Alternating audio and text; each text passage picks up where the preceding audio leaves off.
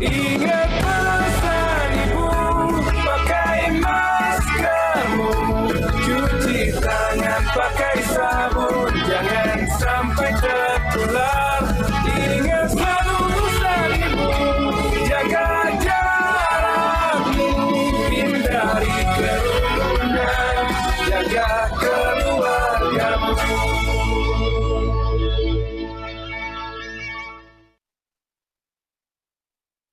Omset kita di atas 100 sampai 200 juta per bulan.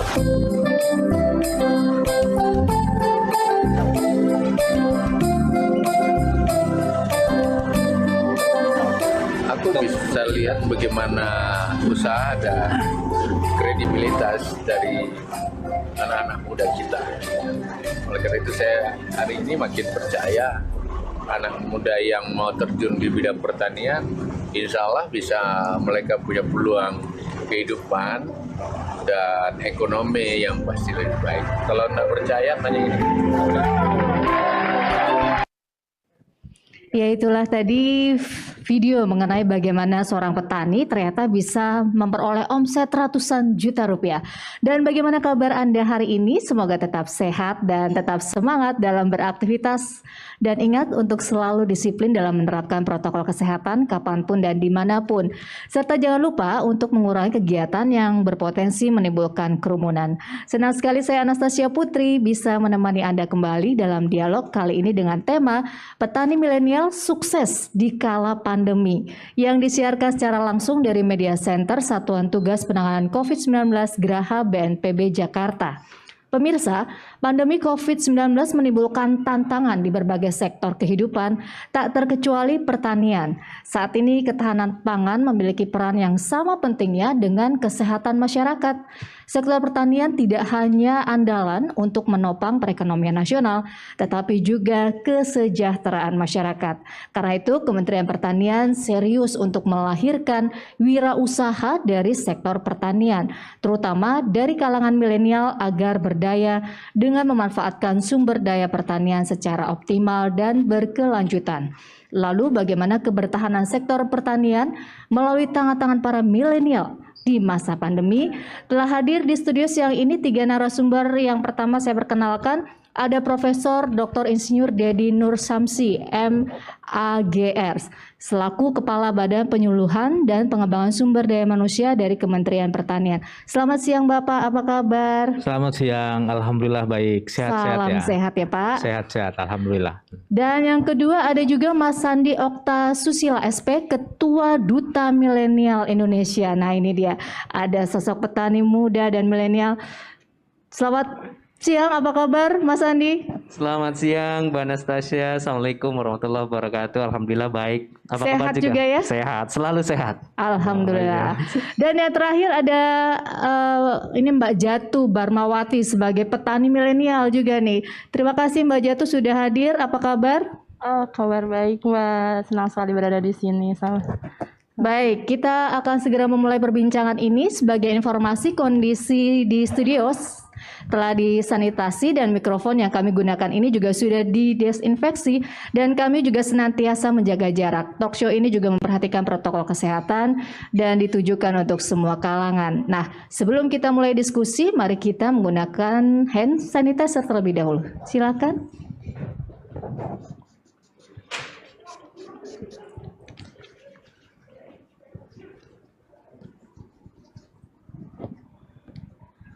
Baik, terima kasih. Pertama-tama saya mau ke Pak Dedi terlebih dahulu nih. Baik. Pak Dedi, seperti apa sih kondisi ketahanan pangan di Indonesia saat ini, terutama di masa pandemi ini?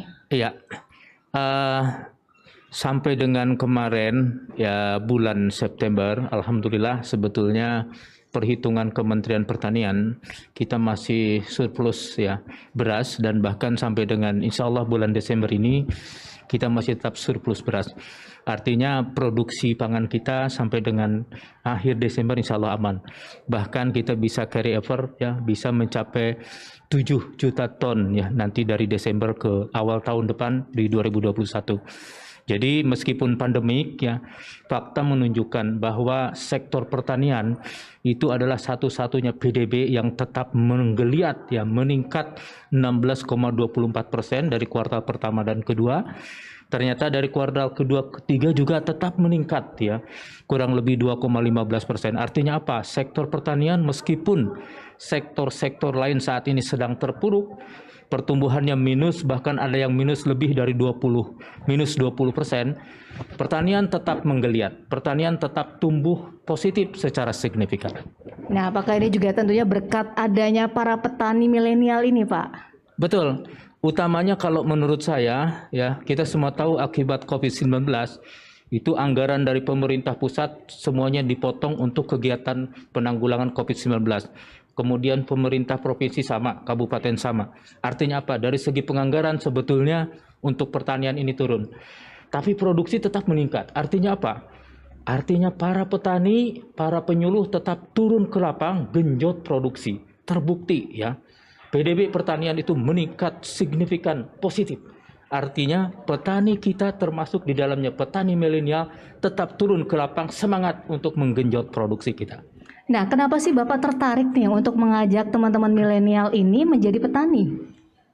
Jadi begini ya, petani kita saat ini kurang lebih ada 33 juta orang. Tapi ternyata dari 33 juta orang, sebagian besar itu berumur tua. Atau kita sebut kolonial. kurang dari 30% umurnya 40 tahun ke bawah, artinya petani milenial. Ya. Artinya apa? Saat ini petani kita masih dalam umur produktif. Tapi 10 tahun yang akan datang ini bisa berbalik dan berbahaya. Ya, artinya nanti 70% lebih petani kita 10 tahun yang akan datang umurnya tidak produktif.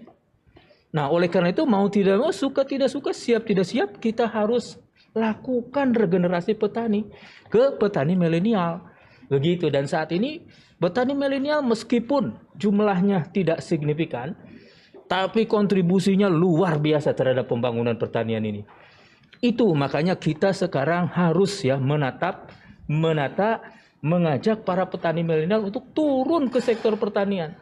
Pertanian itu sekarang tuh banyak duitnya. Kalau dikelola secara benar, dikelola secara bisnis. Nah, oleh karena itu yang saya ajak kepada anak-anak milenial ini, yuk turun yuk ke pertanian, tapi dengan pengelolaan dengan cara-cara yang modern, dengan cara-cara bisnis. Sehingga nanti pertanian itu menghasilkan duit. Kalau pertanian itu semua orang tahu bahwa menghasilkan duit, itu maka semut-semut akan berdatangan dengan sendirinya. Jadi artinya apa? Tunjukkan dulu bahwa pertanian itu dapat menghasilkan duit. Itu yang harus kita kerjakan. Nah, langsung saja nih saya tanya sama Mas Sandi, benar nggak sih gara-gara duit nih Mas Sandi tertarik untuk jadi petani milenial? Ya baik, terima kasih banyak. Ya kalau nggak ada uangnya Mbak, saya ke sektor yang lain ya. Ada Mbak, betul. Jadi saya rasakan betul usaha yang saya jalankan memang kurang lebih alhamdulillah sudah jalan ke 5 tahun. Saya mulai di semester 5 pada masa di IPB, kebetulan saya pendidikan di IPB. Saya mengambil program studi agronomi dan hortikultura yang ternyata Tuhan memberikan suatu kebutuhan dibanding keinginan. Dulu itu saya di agribisnis, cuma tidak terpilih, Mbak. Akhirnya saya masuk ke agronomi. Nah, jadi alhamdulillah saya rasakan betul kalau di sektor pertanian ini memang sektor yang sangat bonafit. Ketika saya sudah kerjakan pada masa itu, saya rasa 3 pilihan yang menghampiri saya ini harus menjadi seorang profesional yang bekerja, mengejar karir, cendekiawan, atau memang saya ini harus menjadi seorang wirausahawan yang berdiri di atas kaki kita sendiri. Itulah yang menjadi pilihan-pilihan yang alhamdulillah saya putuskan pada masa itu saya harus menjadi seorang wirausaha. Banyak anak-anak muda, banyak teman-teman yang bertanya, Kang Sandi tahu jalannya? Tidak tahu. Tahu langkahnya? Tidak tahu. Lalu kenapa Kang Sandi berani? Saya hanya memberikan logika sederhana, bagaimana kita tahu ada lubang di depan kalaulah kita tidak melangkah. Itulah yang saya dobrak keinginan, pokoknya saya ingin coba deh. Karena ternyata banyak di antara kita yang menganggap bahwa pertanian inilah sektor yang kurang bonafit, sektor yang kumuh, sektor yang kucel dan lain sebagainya. Inilah yang saya rasa saatnya milenial untuk melirik. Dan ketika disentuh oleh milenial, saya yakin betul akselerasi itu ternyata kita sudah merasakan itu, dan saya rasa di sini juga hadir Mbak Jatuh, beliau ekspor ke Eropa. Bayangkan sayuran-sayuran diekspor, dan itu negara-negara Eropa itu susah. Gitu. Beliau ekspor ke sana. Itu saya alhamdulillah produknya ke modern market. Itu yang kita kerjakan, Mbak Anastasia. Alhamdulillah hingga saat ini saya masih berdiri, dan saya yakin betul bahwa satu-satunya sektor yang resilience di tengah pandemi seperti ini ya sektor pertanian. Luar biasa. Nah, sulit tidak untuk mengkoordinir petani-petani milenial ini, dan apa tantangannya? Ya, jadi kalau bicara sulit nggak sulit ya, tapi saya yakin betul ketika kita sudah memiliki integritas, kredibilitas di lapangan, apalagi dianggap oleh para petani bahwa kita bisa untuk meliding mereka mau ikut. Dulu petani saya hanya 5, 10, 15 mungkin Mbak Putri ya. Tapi saat ini alhamdulillah ada 385 petani. Itu kenapa mereka bisa mengikuti kita, kenapa mereka bisa menjadi follower kita. Karena kita memang ada beberapa aspek kerjasama dengan perusahaan terutama PT PN 8. Ada sekitar 94 hektar yang kita kelola. Lahan tersebut yang mengelola siapa? Para petani. Lalu juga ada program di mana kita mengedukasi bersama-sama. Termasuk ada, saya berterima kasih sekali Pak Menteri saat ini fokus ke milenial.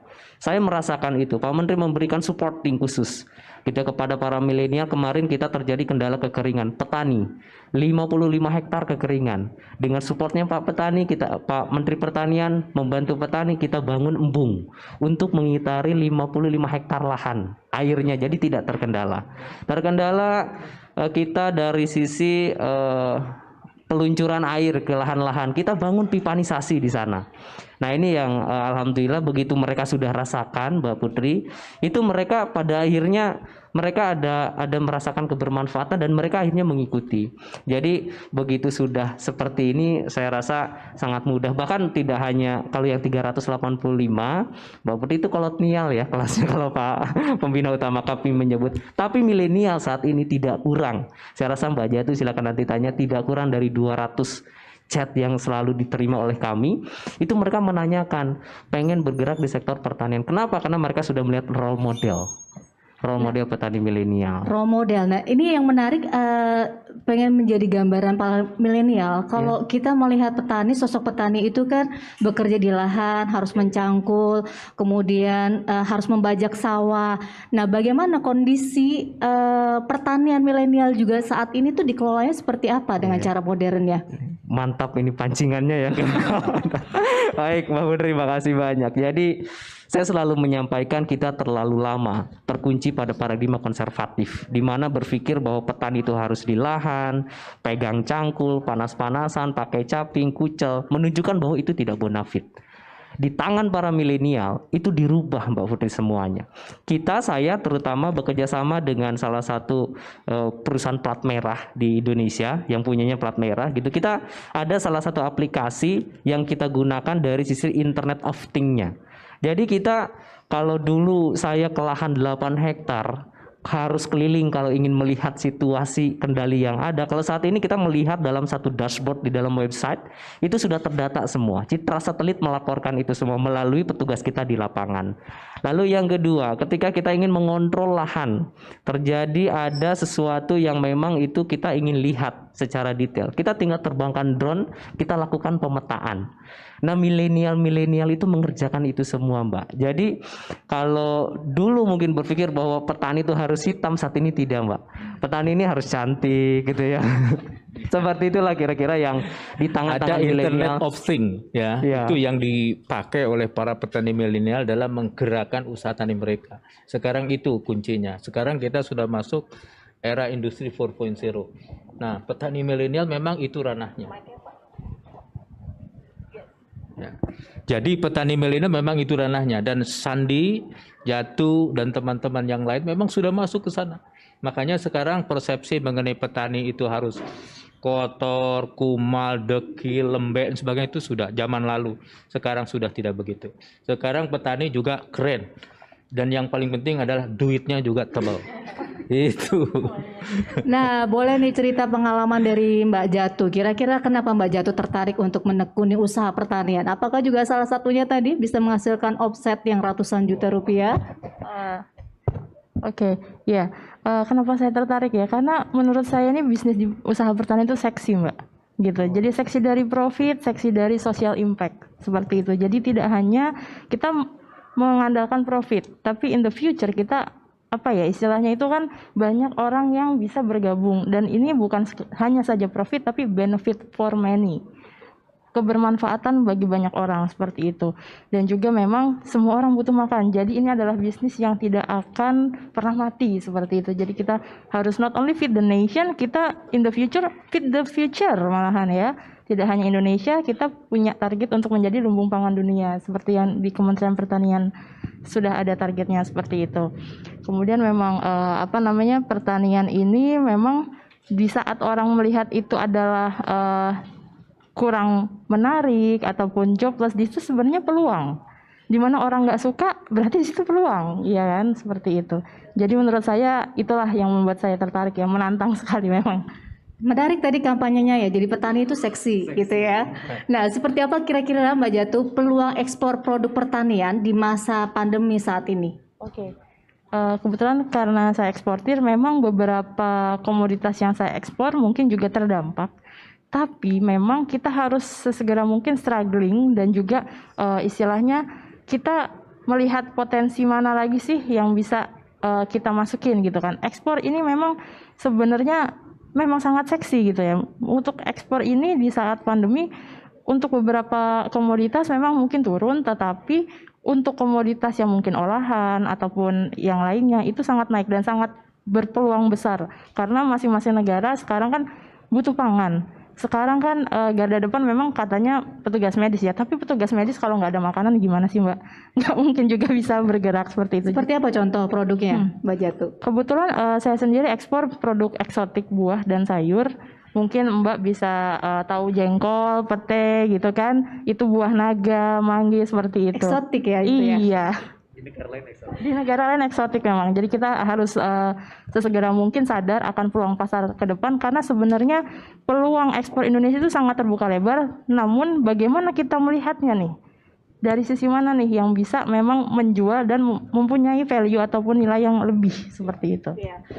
Kalau untuk Pak Dedi, sejak kapan program petani milenial ini diluncurkan dan bagaimana respon para milenial ini? Ya, sebetulnya sudah lama program ini diluncurkan. Memang ada organisasi kita sebut sebagai Duta Petani Milenial sejak tahun lalu.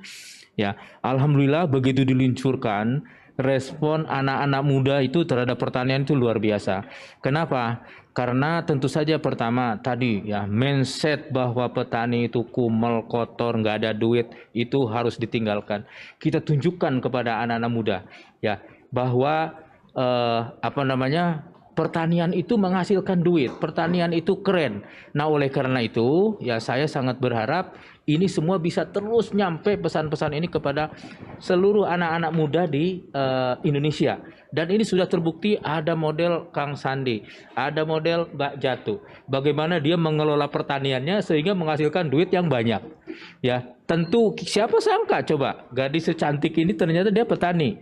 Ya, kemudian pria seganteng ini ternyata dia petani. Ya, kenapa? Caranya itu yang berubah, manajemen itu yang berubah. Sekarang kita sudah masuk inovasi teknologi era industri 4.0. Jadi Internet of Things itu yang dimaksimalkan. Coba, Kang Sandi itu memonitor lahannya, memonitor manajemennya, memonitor pemasarannya. Semuanya menggunakan Internet of Things. Dia pegang Android kemana-mana bawa tablet, ya kan? Dari situlah dia kelola itu semua lahannya, semua manajemen dan sebagainya. Bahkan ya Kang Sandi ini tambahan duitnya itu luar biasa. Setiap bangun tidur rekeningnya itu bertambah luar biasa. Saya sudah setua ini jadi pegawai negeri, ya tambah duit itu hanya sebulan sekali kan pada saat gajian. Kang Sandi setiap bangun tidur Coba kalau dia tidur 2 kali dalam 1 hari, 2 kali bertambah. Tapi saya yakin nih Pak Didi, ini bukan proses yang instan, ya Betul. kan? Ini proses yang butuh waktu. Betul, Nah inilah tantangan juga untuk mengajak kaum milenial, karena kaum milenial itu sekarang lebih suka sesuatu yang instan, cepat, dan menghasilkan. Nah lalu bagaimana cara dari Pak Dedi untuk menghadapi tantangan mengajak kaum milenial ini bertani? Ya, yang pertama tadi ya mindsetnya, kemudian yang kedua kita kenalkan ada inovasi teknologi yang dapat meningkatkan produktivitas luar biasa. Ya, sampai saat ini misalnya ya ada inovasi teknologi pemupukan berimbang, ada modernisasi mekanisasi alat-alat mesin pertanian, ada juga misalnya pupuk-pupuk misalnya seperti biofertilizer, biopesticide juga sekarang sudah banyak. Nah, inovasi teknologi tersebut itu dikenalkan kepada para petani milenial agar produktivitas meningkat. Di saat yang sama juga kita perkenalkan, oh ini ada peluang pasar yang luar biasa, bahkan ekspor. Nah, kemudian juga ada peluang untuk mendapatkan modal ya dengan mudah, kredit rendah, ada kredit usaha rakyat yang namanya KUR. Bank-bank himbara bahkan bank provinsi semua menyediakan KUR. Ini bisa dimanfaatkan oleh para petani milenial untuk membuka usahanya. Kemudian kami juga di Kementerian Pertanian ada program namanya penumbuhan wirausaha muda pertanian. Kita lakukan pelatihan-pelatihan bagaimana caranya bertani yang baik, bagaimana caranya mengakses modal, bagaimana caranya mengolah bahan-bahan atau produk-produk kita menjadi bahan olahan yang value added-nya tinggi. Kemudian juga bagaimana caranya memasarkan. Sekarang ada berbagai aplikasi luar biasa, ada Tani Hub, ada kedai sayur, ada Ayomat, ada Pasmat, semuanya menggunakan aplikasi, menggunakan Internet of Things yang tujuannya adalah mendekatkan antara produsen dalam hal ini petani dengan masyarakat. Ya, semuanya dengan cara-cara yang sangat mudah dan praktis. Jadi pendekatannya dengan teknologi ya Pak? Betul. Jadi teknologi itu yang harus kita genjot kepada mereka. Apalagi para petani milenial itu kan umumnya mereka cerdas, ya mereka itu pinter. Jadi kalau ada inovasi teknologi dengan mudah mereka itu menyerap dan mengimplementasikan, bahkan mereka kembangkan sendiri, ya lebih berkembang lagi sehingga produktivitas akan semakin meningkat lagi. Tapi bagaimana juga dengan petani konvensional nih Pak, yang masih mungkin ini gagap teknologi, mereka mengalami kesulitan atau tidak para petani-petani ini untuk mengubah dari konvensional menjadi pertanian modern? Ya, tentu ada ya. Kalau petani kolonial, artinya petani yang sudah dewasa, itu tidak mudah itu menggunakan Internet of Things. Jadi memang kalau menurut saya Internet of Things, ya inovasi teknologi era industri 4.0 itu adalah ranahnya petani milenial. Nah, kalau petani kolonial sudahlah, nggak usah sampai sana. Udah dia fokus di inovasi teknologi era industri 3.0. Ya, intinya adalah bagaimana meningkatkan produktivitas, bagaimana menggunakan high yielding variety, bagaimana menggunakan mekanisasi pertanian, bagaimana juga menggunakan alat-alat mesin pertanian yang sesuai dengan Indonesia. Terus bagaimana juga petani ini dengan protokol kesehatannya harus bertani di masa pandemi ini, Pak? Ya, jadi begini ya, kalau di lahan-lahan itu kan orang jarang. Jadi meskipun tidak disuruh, petani itu sudah melakukan protokol kesehatan, jaga jarak. Di lahan memang orangnya jarang, ya kan? Kemudian yang kedua juga jangan lupa ya, coba orang yang sedang karantina akibat ODP, itu pasti oleh dokter diwajibkan untuk berjemur, mulai dari jam 9 sampai jam 12 siang kan? Petani itu sudah biasa, nggak usah disuruh berjemur. Memang kerjaannya berjemur. Artinya apa? Dari segi imunitas mereka itu luar biasa. Vitamin E, vitamin D dari sinar matahari mereka serap setiap saat, nggak usah disuruh. Artinya apa? Dari segi protokol pencegahan kesehatan, petani itu nggak usah disuruh. Memang pekerjaannya begitu, ya kan? Artinya justru menguntungkan. Dan yang paling penting adalah fakta menunjukkan, ya satu-satunya sektor yang menggeliat naik secara signifikan adalah sektor pertanian. Di saat sektor-sektor yang lain terpuruk ya sampai minus lebih dari 20%, pertanian tetap meningkat 16,24%. Luar biasa. Ya. Luar biasa. Nah, kita juga mau tanya sama Mas Sandi bagaimana soal distribusi atau sebagai distributor, ini Mas Sandi bagaimana membangun komunikasi sehingga tercipta kerjasama yang baik antar petani dan sehingga ujung-ujungnya ada dapat saling menguntungkan. Baik, terima kasih banyak Mbak Putri. Jadi komunikasi antara kita dengan para petani, kebetulan memang alhamdulillah kita pegang dari mulai hulu hingga hilir. Jadi memang kita sudah pastikan betul rantai pasar yang kita kendalikan itu hanya beberapa tahap saja. Yang umumnya di Indonesia ini mungkin rata-rata sekitar 9 mata rantai. Tapi kita hanya 3 mata rantai. Kami, para ketua di wilayah, dan para petani. Jadi 3 mata rantai itu yang kita gunakan. Bagaimana Kang Sandi komunikasi dengan para petani sehingga katakanlah kita dari sisi distribusi lancar, dari sisi komitmen di lapangan juga kita win-win solution. Nah memang ada 4 tahapan Mbak Putri yang kita terapkan. Yang dulu itu 4 tahapan kami yang kerjakan. Tetapi 4 tahapan itu membuat kami kehabisan waktu, kehabisan energi, kehabisan termasuk cost produksi kita meningkat tajam. Nah oleh karena itu kita berbagi dengan para petani, kerjakan oleh para petani, marginnya mereka dapatkan, pengirimannya kita juga lebih efisien. Dari si tenaga kerja, armada dan lain sebagainya, termasuk cost production. 4 tahapan ini diantaranya kita sampaikan kepada para petani, kalau kangkung yang tadinya misal kita bicara kangkung harganya hanya 1.500, kayaknya kita beli jadi 4.500, tapi harus melalui tahapan mulai dari sortasi dan grading, mulai dari dibersihkan, mulai dari disimpan dan langsung kita distribusikan. 4 tahapan itu alhamdulillah yang membawa usaha yang saya pimpin, Mitra Tani Parahyangan dan Sinergi Tani Indonesia itu bisa bertahan hingga tahun kelima ini. Yang mereka itu sebetulnya butuh kalimat yang sederhana yang bisa diimplementasikan di lapangan. Jadi ketika bicara kita revolusi industri 4.0, Internet of Things, Big Data, Artificial Intelligence, nggak sampai Mbak. Nggak sampai. 385 petani yang saya bina itu kolonial. Mbak bisa nanti cek di saya, itu kolonial semua. Lalu apakah itu bisa, Kang Sandi bisa untuk memanfaatkan industri 4.0? Bisa. Petani milenial membridging itu semua. Jadi tidak bisa ketika kita paksakan, seperti yang tadi saya sampaikan, ada satu aplikasi yang kita punya untuk memonitor lahan, citra satelit dan sebagainya. Kita sudah ajarkan lebih dari beberapa kali pertemuan, Mbak Putri, itu tidak sampai. Makanya terpaksa milenial yang harus turun. Ya, jadi giliran Internet of Things itu bagian milenial lah.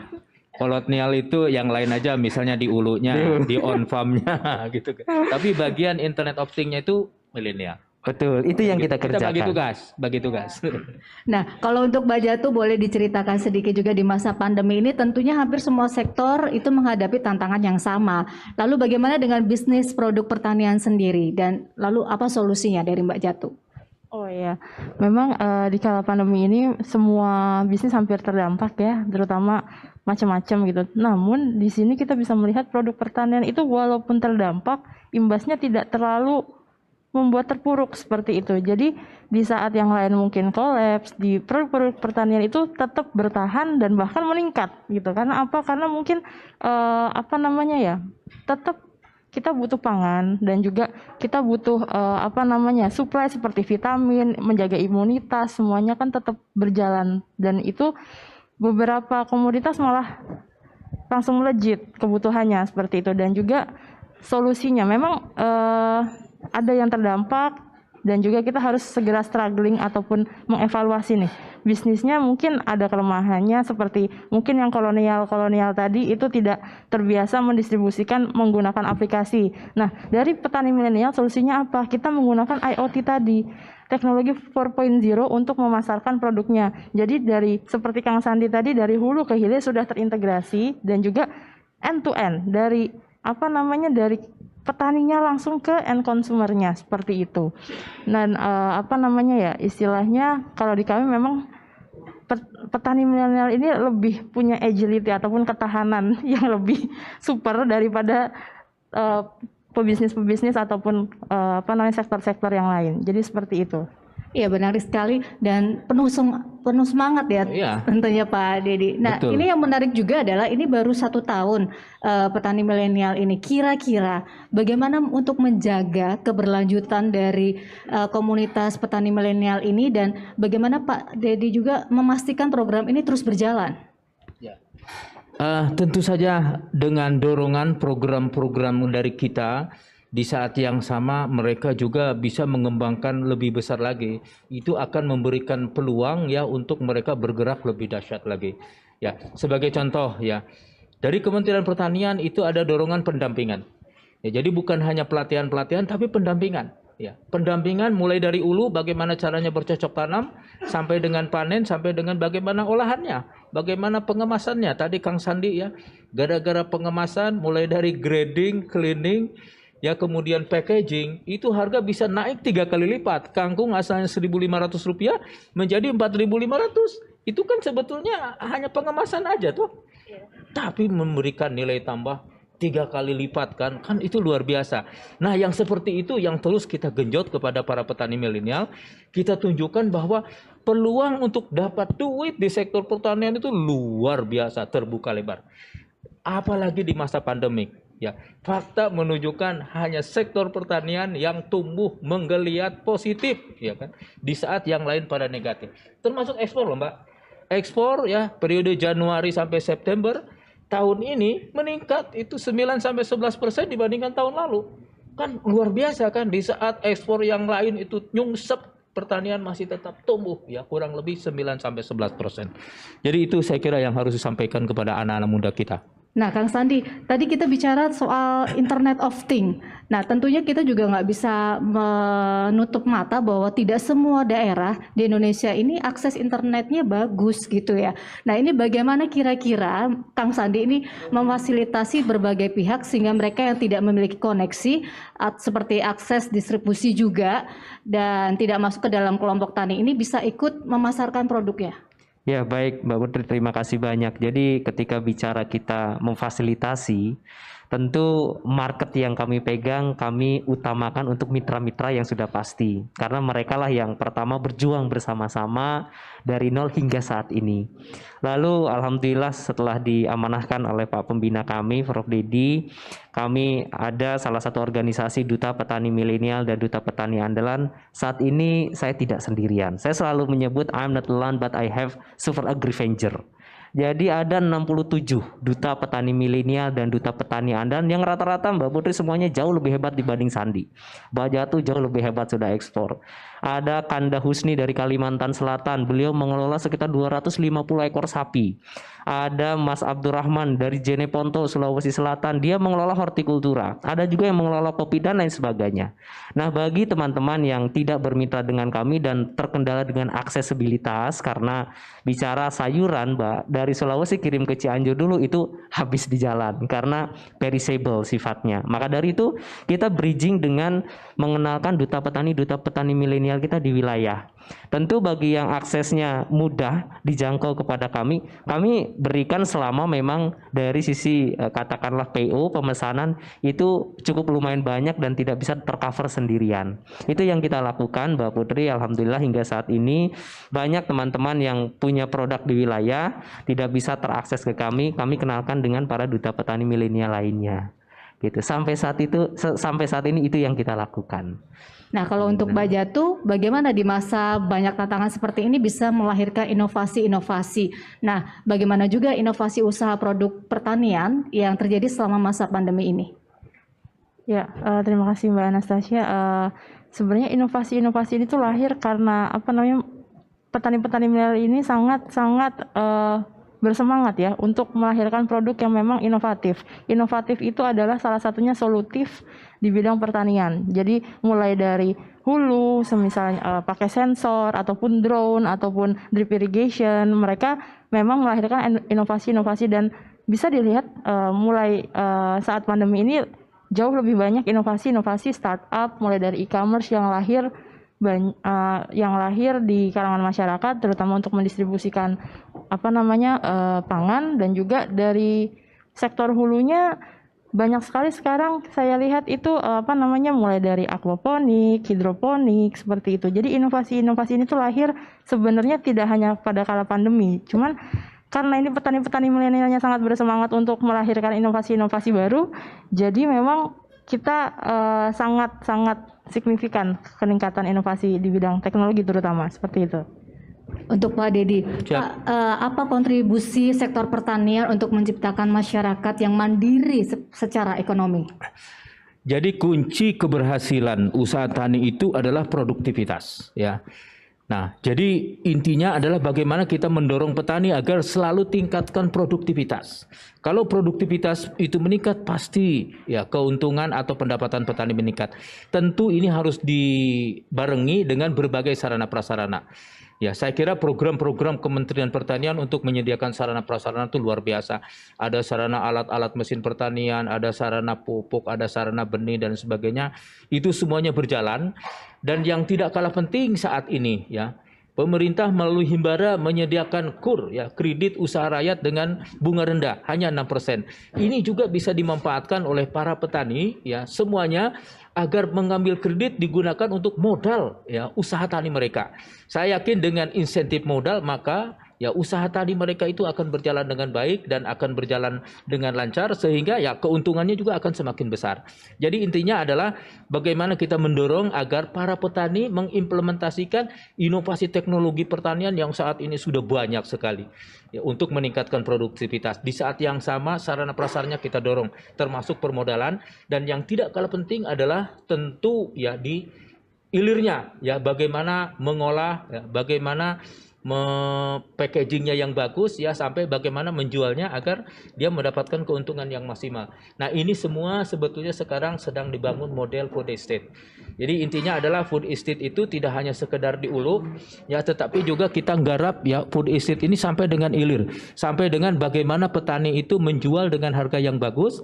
Nah, petani tidak hanya sekedar jual gabah, tapi petani harus jual beras.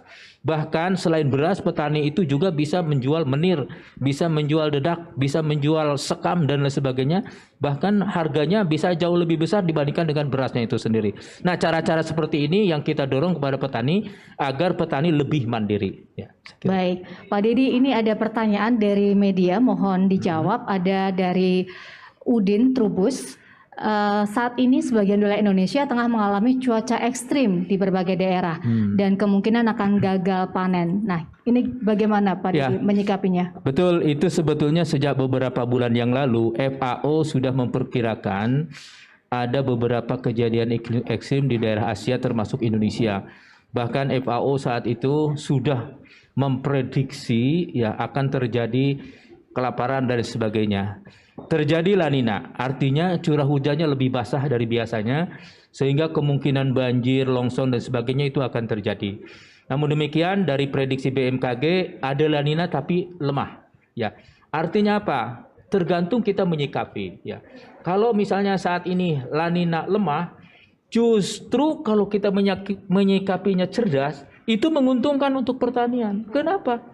Lahan kering yang tadinya tidak bisa ditanami gara-gara nggak ada air, dengan adanya La Nina lemah ya, curah hujannya meningkat, bisa ditanami. Artinya apa? Produksi bisa lebih meningkat lagi. Apalagi kalau kita lihat misalnya banyak sekarang komoditas-komoditas yang berpotensi untuk ekspor. Misalnya porang. Porang itu kan di lahan kering dan tentu saja dia perlu air. Yang tadinya lahan keringnya kering karena tidak ada curah hujan, sekarang dengan adanya La Nina justru malah menguntungkan. Artinya apa? Kalau kita menyikapi iklim ekstrim ini secara cerdas, itu pasti akan lebih menguntungkan. Betul, di tempat-tempat tertentu memang bisa kejadian banjir dan sebagainya. Itu yang harus kita sikapi mulai dari sekarang. Mulai dari pembersihan kanal-kanal saluran drainase, misalnya seperti itu. Kemudian kita harus menyiapkan pompa dan lain sebagainya. Kemudian kita juga siapkan varietas-varietas yang tahan terhadap rendaman. Misalnya kalau padi itu kan ada Impara, ya inbreed padi rawa. Artinya apa? Dia walaupun tergenang lebih dari 2 minggu sampai 1 bulan dia masih tetap bertahan, tidak mati. Artinya apa? Itu yang harus kita lakukan untuk menghadapi La Nina ini. Ya.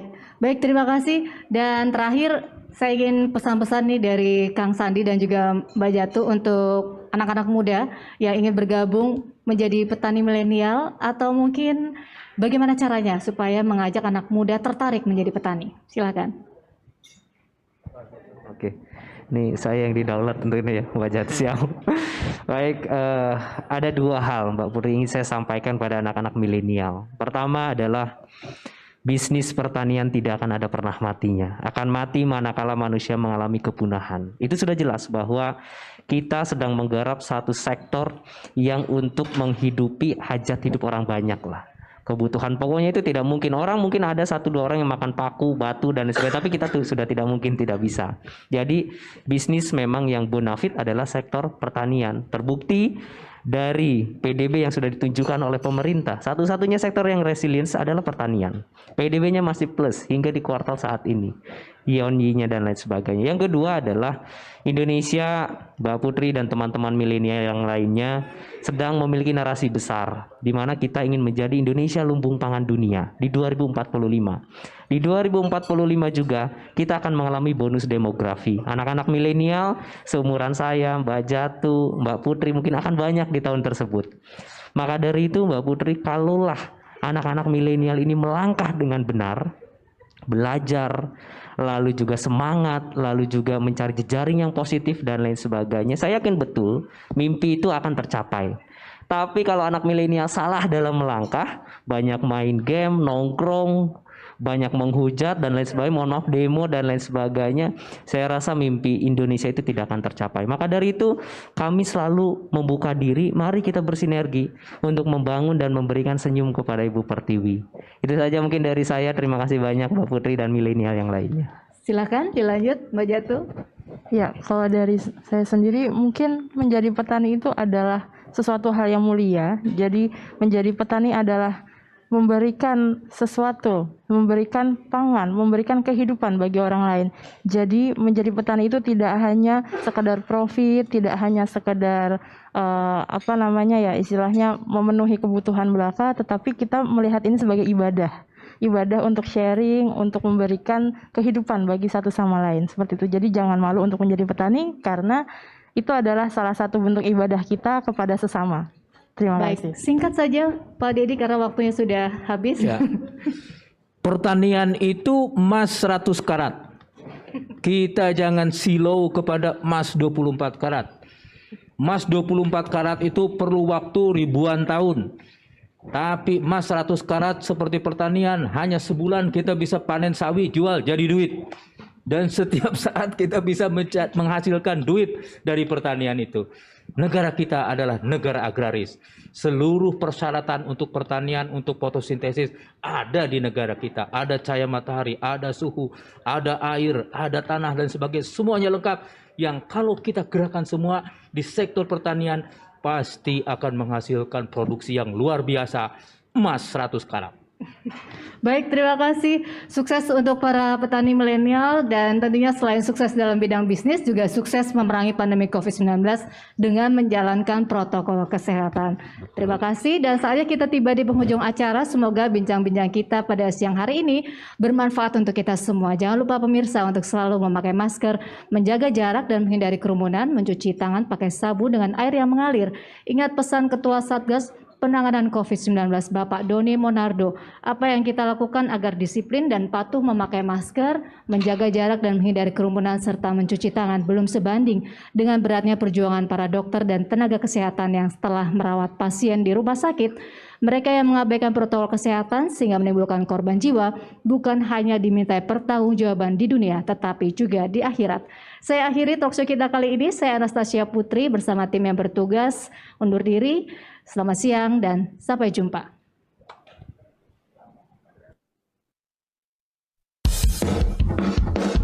Ingat pesan ibu, pakai maskermu, cuci tangan pakai sabun, jangan sampai tertular.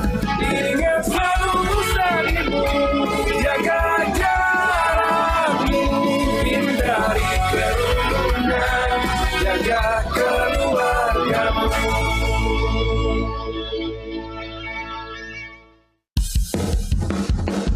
Ingat pesan ibu, pakai maskermu, cuci tangan pakai